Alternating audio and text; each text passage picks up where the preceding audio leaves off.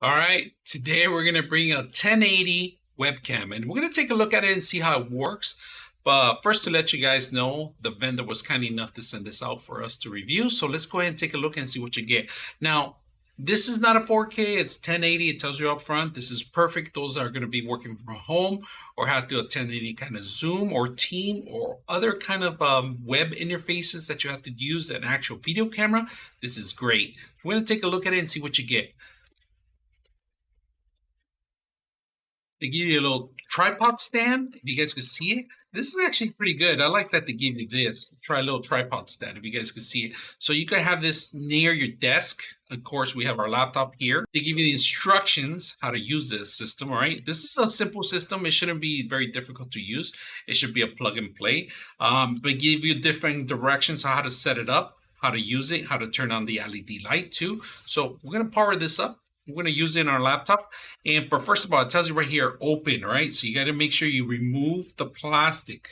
All right, when you remove the plastic, it has a shutter, right? And this is a manual shutter, right? You can open it up for the camera. It stays open. So if you want some privacy, you can always close it up, all right? This will not shut off the audio, so just be aware that it's going to only block the actual video course, all right? So open, close, all right? Now, it does have a grip that you can handle through any laptop or desktop you have, monitor that you want to set up. You can do that. Tripod setups, they have it ready to go. Like I said, they give you this little tiny little tripod that you guys can set it up. And we can do that. We're actually going to put it on the side of our computer here. All right, let's take a look at some of the features of the camera. If you notice, there's an actual ring light in here, and there's kind of two tones that you could do. So you touch the centerpiece, that's number one, and then you touch number two, a little softer, and this one turns it off. So there's only two tones, all right?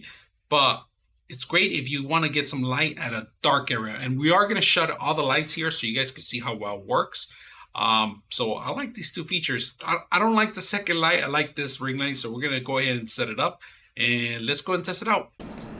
All right, we're capturing the device straight out from this camera, if you guys can see it. So right now I don't have a ring light. I have a lot of studio lights that we're going to shut them off here.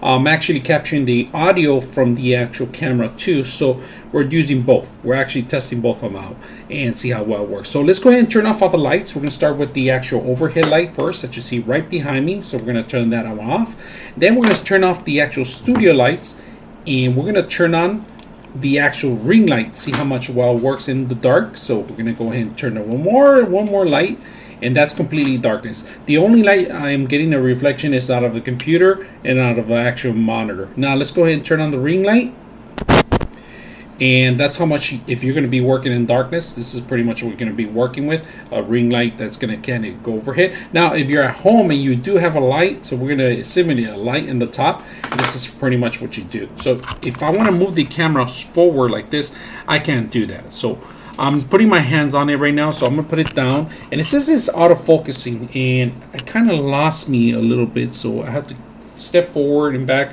and it's eye recognition, so it has to, I'm going to take off my glasses and see how well it works. But the camera is fading in and out, and in darkness it doesn't work very well. So I'm going to turn off the overhead one and see if it works a little bit better.